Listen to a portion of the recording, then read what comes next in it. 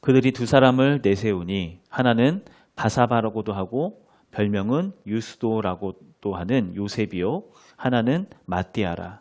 그들이 기도하여 이르되 무 사람의 마음을 아시는 주여 이 두 사람 중에 누가 주님께 택하신 바 되어 봉사와 및 사도의 직분을 대신할 자인지를 보이시옵소서. 유다는 이 직무를 버리고 제 곳으로 갔나이다 하고 제비 뽑아 마띠아를 얻으니 그가 11사도의 수에 들어가니라. 아멘. 자, 오늘은 이름 없는 이름 마띠아. 제목이 뭐라고요? 이름 없는 이름 마띠아라는 제목으로 하나님 말씀 함께 나누도록 하겠습니다. 자, 우리가 새해를 시작하면서부터 이제 주제를 뭐라고, 우리 2024년 주제를 뭐라고 했었죠? 헷갈려서 다 이거 봐야 돼요. 이제 같이 한 목소리 같이 읽어봅시다. 자, 시작. 사랑하고 떡을 떼며 기도하라. 다시 한번 시작. 사랑하며 떡을 떼고 기도하라. 사랑하고 떡을 떼며 기도하라. 저도 헷갈리네요. 그래서 어려우니까 어떻게 외우냐면은 사떡기. 사떡기. 사랑하고 떡을 떼며 기도하라. 사떡기. 이 말씀은, 이 주제는 우리가 사도행전 2장 42절 말씀을 근거로 해서 정했다고 이야기를 했어요. 예수님께서, 성령 하나님께서 이 땅 가운데 딱 강림하신 이후에 교회가 세워지고 그 후로부터 이렇게 긴 역사 속에서 수많은 교회들이 이렇게 세워지고 퍼져나가게 되었어요. 그런데 그 모든 수많은 교회 중에서도 가장 모범적이면서 또 모든 사람들의 어떤 모델이 되어지는 그런 교회를 꼽으라고 이야기하면 우리가 사도행전에서 우리가 보고 있는 사도행전에서 제일 처음 등장했던 소칭 초대교회라고 이야기하는 그 교회가 어떤 모범적인 교회로서 우리를 이렇게 꼽히게 됩니다. 그리고 이러한 교회, 초대교회의 특징을 한 문장으로 요약하는 말이 바로 뭐냐면은 2장 42절 그들이 사도의 가르침을 받아 서로 교제하고 떡을 떼며 오로지 기도하기에 힘쓰더라. 그러니까 교제하고, 그러니까 사랑하고 떡을 떼며 기도하기에 힘썼다. 이게 바로 초대교회의 가장 큰 특징, 한마디로 요약할 수 있는 그런 특징이라고 하는 거예요. 자, 우리나라가 특히 양궁을 되게 잘하잖아요. 양궁 시위를 딱 당겨서 활을 딱 쏠 때 어떤 순간이 제일 중요하다고 이야기하나요? 이 모든 화살 시위를 먹이고 잡아서 놓고 화살이 날아가고 이 모든 과정 중에서 가장 중요한 시점은 화살을 놓을 때. 이것을 놓을 때 조금만 흔들려도 화살이 어떻게 돼요? 완전히 관역에서 빗나가게 돼요. 그러니까 첫 출발할 때 그 시점이 굉장히 중요하다고 하는 거예요. 근데 교회 역시 마찬가지라는 생각이 들어요. 우리 교회도 이제 1년 됐어요. 1년.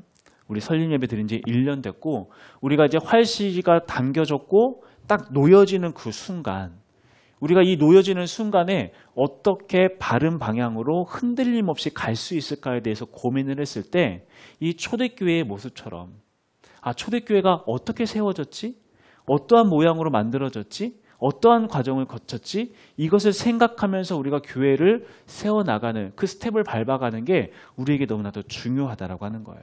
그래서 우리가 저번 주부터 초대교회가 어떻게 세워졌는지 그 첫걸음은 무엇이었는지부터 하나씩 살펴보고 있는데, 자, 저번 주에 초대교회가 시작되는 가장 첫걸음은 뭐라고 했었나요?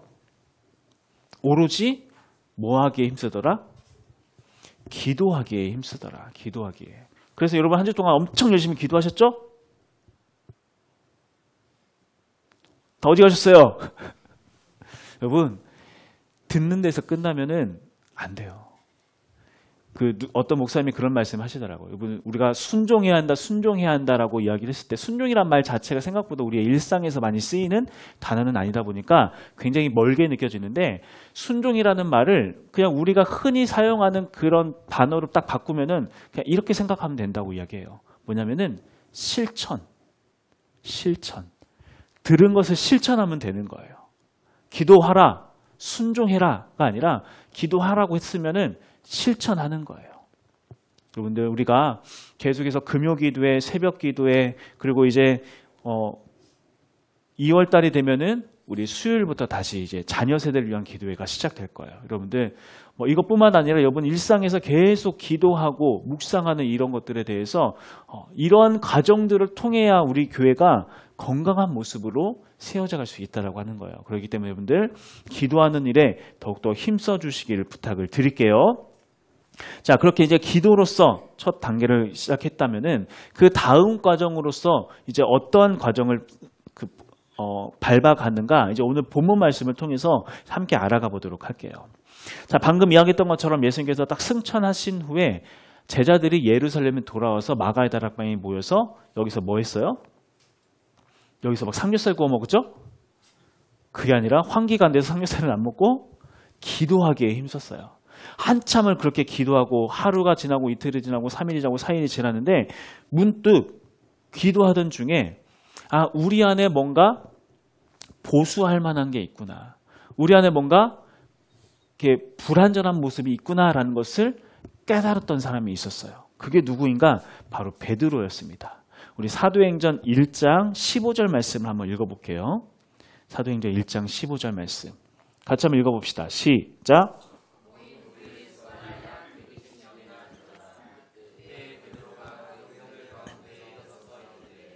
자, 베드로가 일어나서 이야기하기 시작을 했어요. 그때 무슨 이야기를 하냐면은 베드로가 가룟 유다에 관한 이야기를 꺼냅니다. 가룟 유다는 다 아시죠?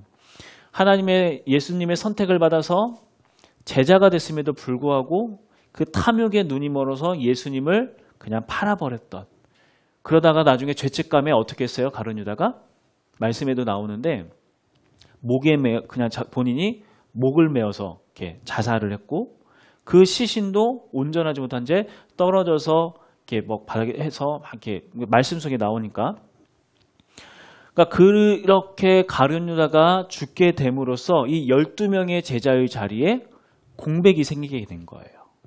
바로 그런 상황 속에서 베드로가 기도하던 중에 한 가지 말씀이 생각이 났습니다. 사도행전 1장 20절 말씀.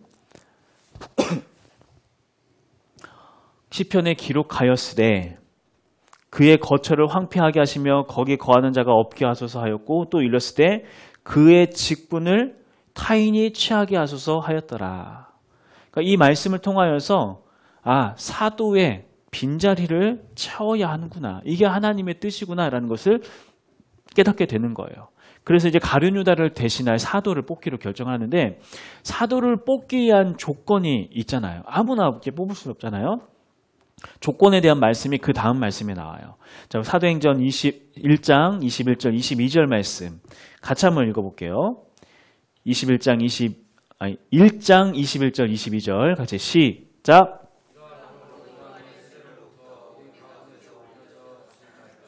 주 예수께서 우리 가운데 출입하실 때에 항상 우리와 함께 다니던 사람 중에 하나를 세워 우리와 더불어 예수께서 부활하심을 증언할 사람이 되게 하여야 하리라 하거늘. 자, 조건이 뭐죠?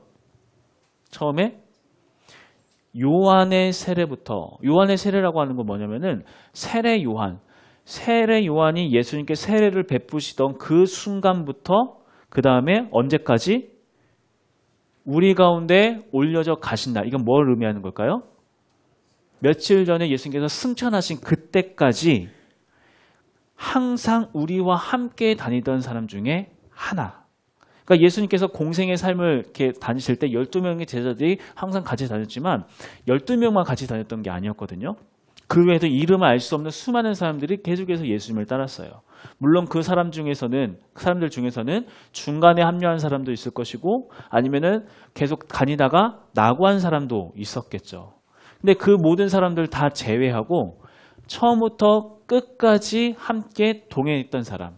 그래서 중요한 게 뭐냐면은 예수님께서 부활하셨던 사실을 증인으로서 증언할 수 있는 사람, 바로 그런 사람을 새로운 사도로 뽑아야 할 것이다. 자, 그래서 그렇게 해서 선별했던 마지막 최종적으로 남은 사람이 몇 명? 2명이 남았어요. 2명. 자, 23절 말씀. 그들이 두 사람을 내세우니 하나는 바사바라고도 하고 별명은 유스도라고도 하는 요셉이요. 또 하나는 누구다? 마띠아. 죄송합니다.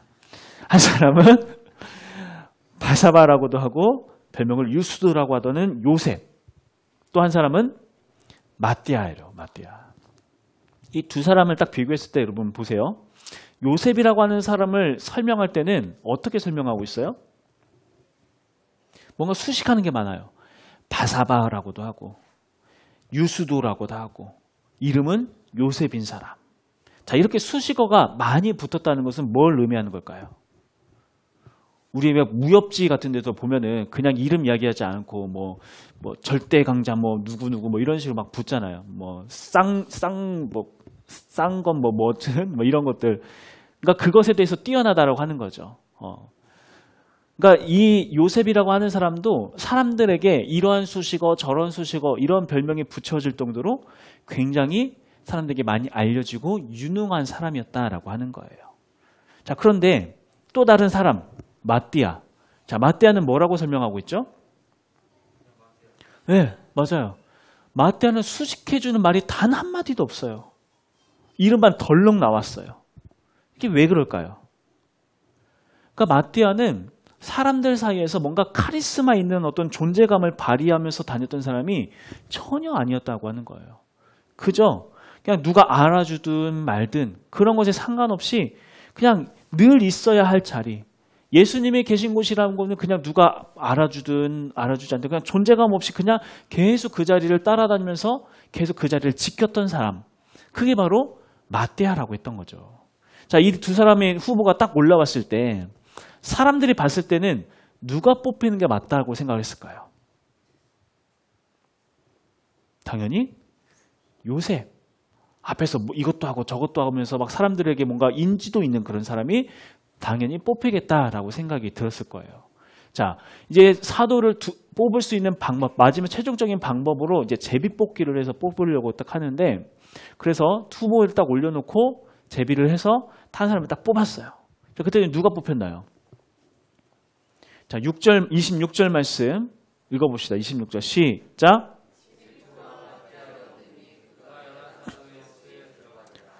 제비를 뽑았더니 누가 뽑혔어요? 의외의 인물 마띠아가 선택됐다고 하는 거예요. 하나님께서는 요셉이 아니라 마띠아를 사도로 선택하셨다. 그래서 이 유다를 대신해서 마띠아가 12명의 사도의 반열에 딱 들어가게 됩니다. 자, 여기까지 우리가 잠깐 이야기를 하고 우리가 딱 어깨를 다시 쭉 펴세요. 쭉 펴면서 오늘 날씨가 흐려서 더 우리가 이렇게 피곤하고 졸릴 수 있어요. 여러분 졸음을 선택하지 마시고 몸을 펴서 깨실 것을 선택하시기 바랍니다. 아시겠죠? 자, 이렇게 제비뽑기를 해서 예수님의 직속 제자 12명의 사도의 이름이 딱 올라갔어요. 이게 얼마나 영광스러운 이름이에요. 자, 이렇게 사도로 딱 뽑혔으니 지금까지는 비록 무명의 사람으로 지냈다 하더라도 지금부터라도 나 이제 사도 됐으니까 나 이제 진짜 열심히 하지 하면서 이것도 하고 저것도 하면서 자기 이름을 내고 자기 업적을 내기 위해 힘쓸 만도 한데 신기한 것은 마띠아라는 사람, 이 사람은 이 이후로도 성경에서 단 한 번도 거론되지 않아요. 그러니까 딱 요때 한 번 딱 마띠아가 뽑혔더라 하고 나서 아예 성경 속에서 다 사라져버려요. 등장과 함께 퇴장해버렸다는 거예요. 자, 이렇게 마띠아가 이름 그 뒤로부터 아무렇게 거론되지 않았다라고 한다는 것은 그럼 마띠아가 사도로 뽑힌 후로도 아무 일도 하지 않았다는 걸까요? 그건 아니겠죠. 내려오는 전승에 따르면은 마띠아는 그냥 늘 그랬던 것처럼 조용한 그 모습으로 똑같은 모습으로 무명의 삶을 묵묵히 자기에 주어진 그 사도로서의 사명을 감당해 나가다가 어디에서 그 흔적이 발견됐냐면은 아프리카에 있는 에티오피아에서 돌에 맞아 그 순교했다라고도 하고 목매어서 순교했다라고도 이야기하면서 결국 그렇게 순교자의 길을 걸어갔다라고 전승으로 이렇게 내려온 게 있어요. 자, 이러한 마띠아의 모습이 특별한 것은 그러면 대부분의 많은 사람들은 다른 사람들의 인정과 칭찬에 목말라 살아가요. 그렇지 않나요? 크든지 작든지 자기의 존재감을 나타내고 나라는 사람이 어디에서든 필요한 사람이라는 것을 증명하기 위해서 살아간다고 하는 거예요. 특히나 요새 뭐 젊은 사람들 SNS 많이 하잖아요. SNS에 뭐 사진 올려놓고 영상 올려놓고 하나 딱 올려놓고 나면은 수시로 그거 막 쳐다봐요. 왜 쳐다보는 걸까요? 사진이 혹시 없어졌나 뭐 그거 확인하려고 좀 보는 걸까요? 그게 아니죠. 누가 좋아요 눌렀나? 누가 따봉, 뭐 엄지척 이거 눌렀나? 이거 확인하려고 계속 수시로 그것만 붙잡고 있는다고 하는 거예요. 그러면서 반응이 별로 없으면 서운하고 반응 좋으면은 너무나도 막 행복하고 그거 하나로 막 행복하고 그러니까 이 모든 게 칭찬과 인정에 굶주려 살아가고 있는 그런 모습 중에 하나라고 하는 거예요. 요새 이제는 뭐 너무나도 흔하게 사용하는 뭐 몸짱, 얼짱 뭐 이러한 것들 건강을 위해서 운동하는 건 우리에게 너무나도 필요해요. 저도 뭐 늘 이야기하는 게 건강 위해서 운동해야 한다 이야기를 하잖아요. 근데 그거 건강을 위한 선을 넘어서 막 과도하게 하는 분들 있죠. 무엇을 위해 그렇게까지 하는 걸까요? 건강을 넘어서 그러니까 자기 만족이라고 하지만 자기 만족이면 자기만 보면 되잖아요. 근데 자기 만족이 아니라 왜 그걸 계속 알려요? 칭찬이 목마른 거예요. 내 존재감을 확인하고 싶은 거예요. 심지어 뭐 우리 중에는 그런 사람이 단 한 명도 없는데 어떤 사람들은 신앙생활을 하면서 내가 하는 봉사, 내가 하는 헌신, 내가 하는 예배, 기도, 직책 이 모든 것들을 통하여서 종교적인 어떤 행위를 통하여서 나라는 사람이 꽤 괜찮은 사람으로 괜찮은 신앙인으로 보이려고 애쓰는 사람도 있다라고 하는 거예요. 자, 사람들은 왜 이렇게 다른 사람의 칭찬과 인정, 그 평가에 목말라서 살아가고 있는 것인가? 그 근본적인 이유를 알기 위해서는 우리가 창세기의 말씀을 좀 돌아가야 하는데 자, 하나님께서 처음 사람을 창조하실 때 뭘로 창조하셨죠? 뭘로? 흙으로 창조하셨어요. 흙으로 창조하셨는데 흙이라고 번역된 이 단어가 히브리어로 아파르라고 하는 단어거든요. 근데 이 아파르의 원래의 뜻은 뭐냐면은 티끌, 먼지라는 뜻을 가지고 있어요. 티끌, 먼지. 결국 사람이라고 하는 존재는 아무런 가치 없는 티끌과도 같은 그러한 것들로 창조되었다라고 이야기하는 거예요. 그런데 그렇게 티끌로 창조된 사람이 이 세상에서 가장 존귀한 존재로 변화되는 순간이 있었어요. 무엇 때문에 사람이 가장 존귀한 존재로 변화되었을까요? 하나님께서 그 숨결을 그 코에 불어넣으시면서 그 생기가 하나님의 생명력이 사람에게 들어가는 순간 그때부터 이 사람은 세상에 무엇보다도 존귀한 존재, 아름다운 존재가 됐다라고 하는 거예요. 하지만 그렇게 창조된 사람과 하나님과의 사이에 뭐가 끼어들었어요? 아담과 하와가 뱀의 유혹에 넘어가서 죄를 짓게 되고 그래서 하나님과의 관계가 딱 끊어지게 돼요. 하나님과의 딱 관계가 딱 끊어지게 되었을 때 아담과 하와가 죄를 지었을 때 여러분 아담과 하와가 가장 첫 번째로 느꼈던 감정이 뭔지 아세요? 두려움? 또 딱 죄를 짓고 났을 때 아담과 하와가 느꼈던 가장 첫 번째 감정 뭐였을까? 맞아요. 우리 창세기 3장 7절 말씀 봅시다. 3장 7절 읽어볼게요. 시작.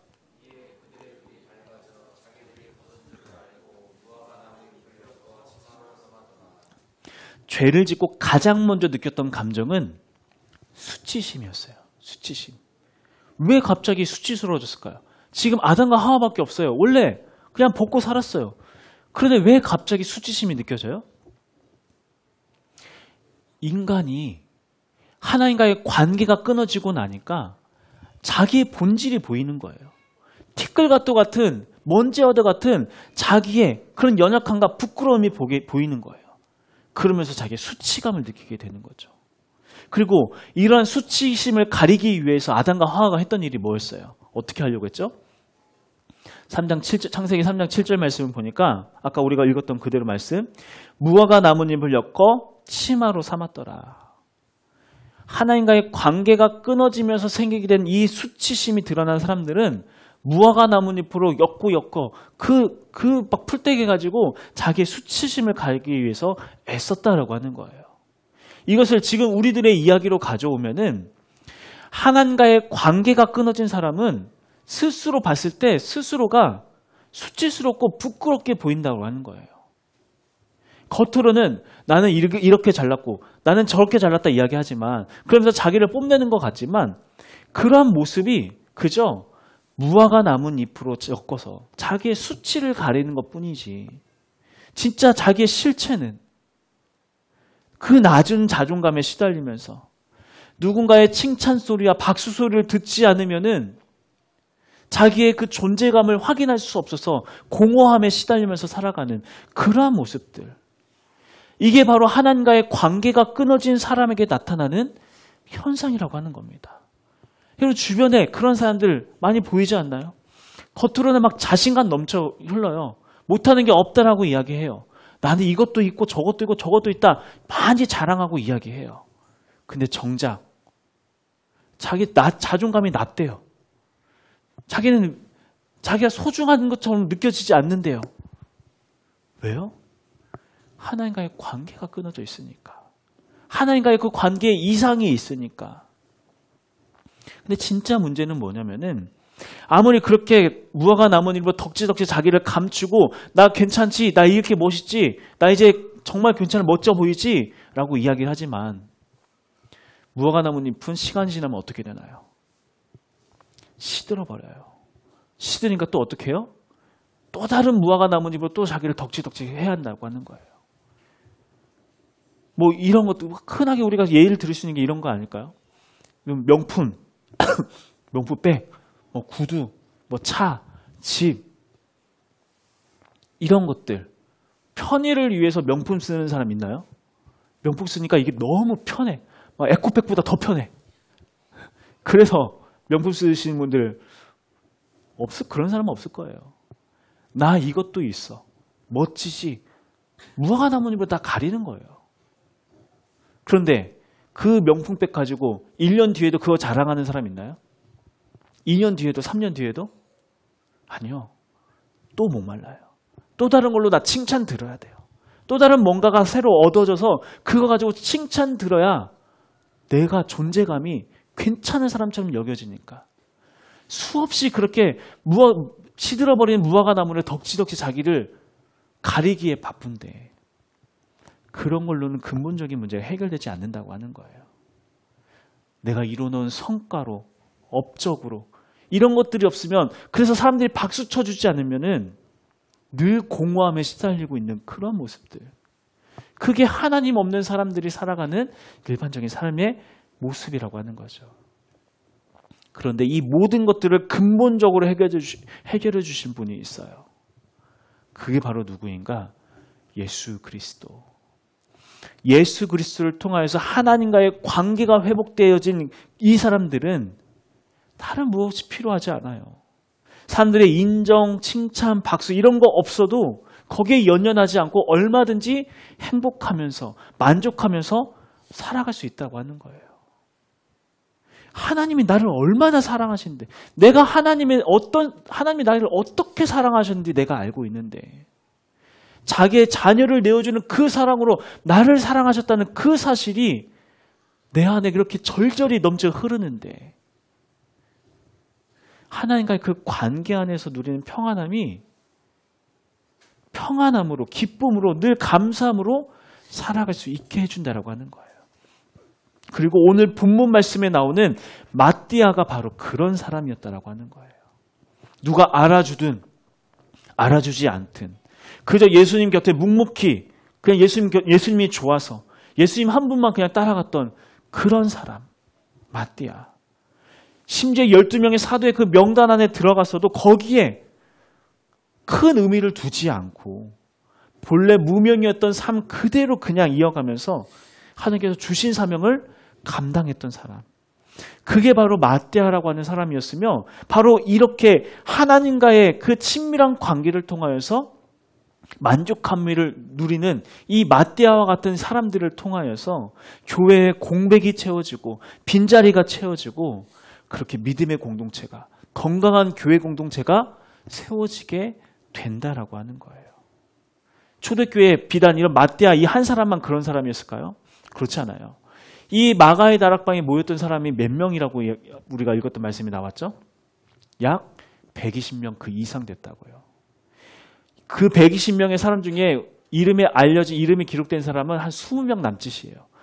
나머지 100명이 넘는 그 수많은 사람들은 자기의 이름 석자도 성경에 들어가지 않고 그 누구도 기억하지 않는다 할지라도 거기에 상관없이 그저 함께 모여 예배하고 기도하고 떡을 떼며 사랑하기에 힘쓰는 그런 일들을 행했다고 하는 거예요. 바로 그런 사람들을 통하여서 이 초대교회가 능력 있는 교회로 세워져 갔다라고 하는 거죠.